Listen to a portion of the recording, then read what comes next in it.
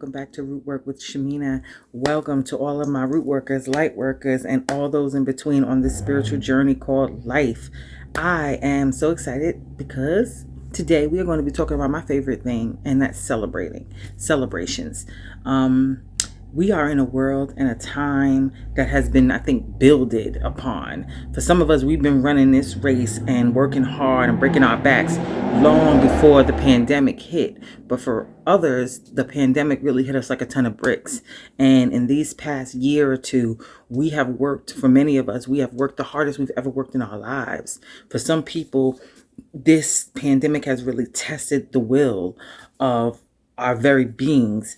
And in doing that, we can't forget to recognize our small victories. And so I want to talk today about celebrating. And I want to talk to you about what the world's celebration looks like and what a celebration looks like in the spiritual sense. Because a lot of us feel like, I can't celebrate my milestones. I can't celebrate my special moments because it's just too expensive nowadays. It costs too much. Many of us, our ideas of celebration die in our minds before they're even manifested in reality, because we just kill it off with all of the, I can't do this, I can't do that, I can't afford it, too many things, too many people, too many variables to consider. And in the reality of the situation, your celebration is within. Your celebration can be something very simple at home with your loved ones. And I want to just talk to you today about why, why celebrate? What's the point?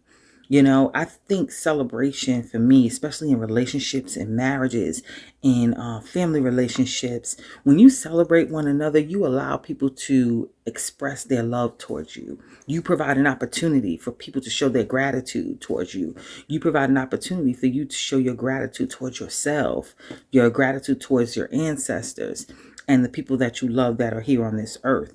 And so I used to think that it's a waste of money, a waste of time. And it's all in how you celebrate. See, that's a totally different conversation. But the fact of you celebrating is critical to your growth. It's critical to building your self-esteem as a human being. It's critical to you exchanging energy with others. There's a lot that happens during celebrations. And so one of the things I want to present to you is, especially during this pandemic, is how can we celebrate? How can we celebrate? How can we come together? How can we do what needs to happen and recognize ourselves and others in a time where it feels like all the doors are closed, all the options are, off the table. So let's talk about it. First, the idea of celebration has nothing to do with how much money you spend. A celebration can be a meal at home.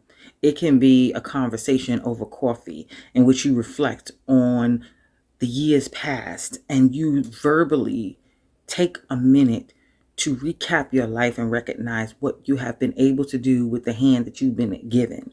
And to me, that in that essence is celebration. It's great to have a party. It's great to have a get together. It's great to spend, if you've earned it, it's great to spend the money that you've earned. You can't take it with you. It holds no true value.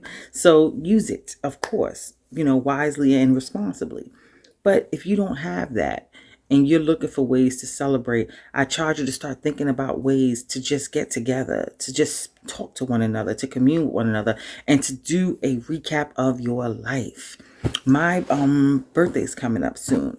It is quickly approaching, and I will be 40 years old. So that's a milestone. And I went back and forth in my head as to what to do and how to do it. And, I knew what I wanted to do overall, but I felt as if it was not possible given the pandemic, given the fact that, it's just 101 excuses as to why you can't do for yourself. I'm one of those people. So if you're in that box, then you understand what I'm talking about when I say there was just 101 excuses as to why I couldn't do it.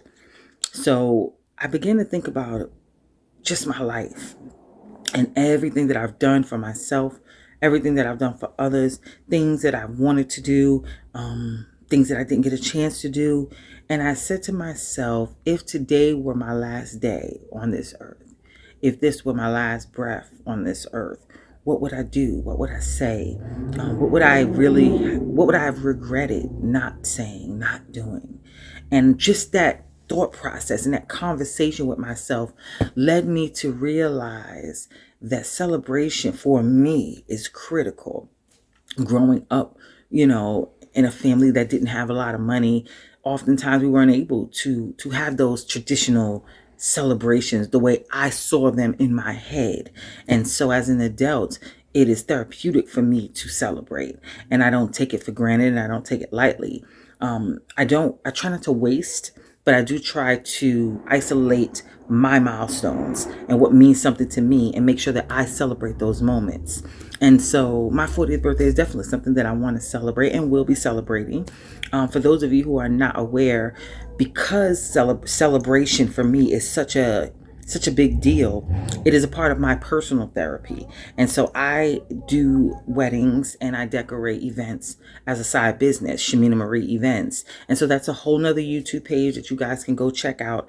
And it's not quite developed yet, but my Facebook page is there, and I do cover some of the events that I'll be, now that we're opening up and the pandemic is lightening up. A lot of the weddings that I had booked last year are now happening this year. And so if you follow my channel, Shamina Marie Events, on YouTube and on Facebook, you will begin to see how I execute some of these events. And for me, it's fun and it's therapy. It's something about taking something from nothing to something and representing people's dreams and their fantasies of, their celebratory visions and dreams, and making them reality, and seeing how people commune and enjoy within those environments that I create. So I'm really excited about it. But I want you guys to appreciate everything that you do. For some people, life can be so hard that just waking up in the morning and putting your feet on the pavement is a job, is a journey. It's a task. It's not a given. It's not easy. It's something that takes work and it takes intention. And I'm one of those people who, I understand being in that place because I was in that place before. And I know what that feels like when just waking up and opening your eyes, choosing to open your eyes and let the sun hit your face is work. It's work, and a lot of us take it for granted. Those of us who are in a different place, who just wake up and the sun hits us in our face and we're ready to face the day.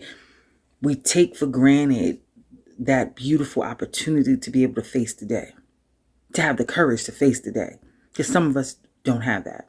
And for some of us, it is hard to get up and do that. And so when I talk about celebrate your small victories, I don't care if you stop for a coffee, if you stop to go get, your favorite treat, or if you just recognize in your mind, I'm so proud of you. I'm so proud of myself for getting up this morning. And even if you didn't do anything after that, you got up this morning. That's the start.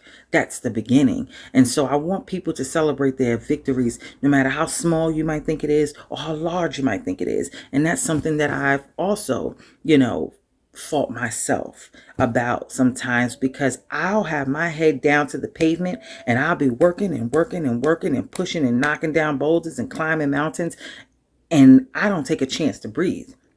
It's so often I forget to catch my breath. I talk, and when I talk to others and I tell them all the stuff I'm doing, I'm like, yeah, I did this and I did that, and everybody's like, whoa, you just said that like you just took a walk around the block. These are huge milestones. But when you're in it and you're a person like me that is a worker, you are used to working and working, and nothing really seems good enough, because every time you complete one goal, there's another goal to try to complete. You got to slow yourself down. I'm learning how to pace myself and to enjoy my walk in this life, to enjoy the work in this life, because work is not always troublesome. Sometimes work is good work. It's good teamwork. It's good things that you do and you put your energy into, and you want to enjoy those moments. You want to remember those moments as you build your businesses. You want to remember each step as you take it, as you build your family. Remember each step as you take it, the good, the bad, and the indifferent. Remember it. Don't just rush through it to the next phase, because I know what that's like, and I'm working on what I tell you. I'm telling myself. I'm working on pacing myself, working on, recognizing me, because you can't, many of us will sit back and we'll moan and we'll groan and we'll get angry and we'll get bitter and we'll get upset about the fact that nobody sees my efforts. Nobody recognizes what I'm trying to do. No one gives me any credit. But the truth of the matter is that you don't give you any credit. And many of us have that story. We don't give each other the credit. We don't give it to ourselves. We are waiting for positive affirmation to come from others. And many of the time, sometimes you got to kick it off. Sometimes you got to be the one to kick off your celebration and then give people an opportunity to jump in and be a part of your celebratory, rituals or events. You can't always expect people to just know what you want and how you want it. Sometimes you got to start the charge. And that's the second beautiful thing that I really feel about relationships, relationships to celebration. My relationship to celebration is that you provide opportunities for other people to be there for you. If you're a person like me and you're a person who continually works hard and you're jumping and you're jumping and you're jumping and you're creating new ideas and new things, it is hard for people to keep up with you. It is hard for people to know how to bless you, how to be a part of your world without causing any chaos and throwing you off track. So when you have these celebrations that you invite people to, when you have these moments in your life that you decide to say, I'm going to recognize this and I'm going to present this to people and allow them to be a part of my celebration, you give them the opportunity to show how much they love you. And sometimes for some people, it doesn't feel like enough. It doesn't feel like enough to say I love you.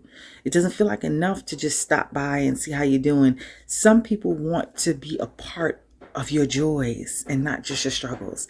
They don't just want to be a listening ear when things are going sour. They want to be there with you when the music is playing, when you're moving, when you're smiling, when the energy is high. They want to rejoice with you. And so celebrations are beautiful ways for families, relationships, and individuals to commune with yourself and others. So in this new world that we are approaching, even after post-pandemic, I want to encourage you all to celebrate yourself. Celebrate yourself in any way that you see fit. Celebrate yourself and make yourself smile and invite others to laugh and smile with you.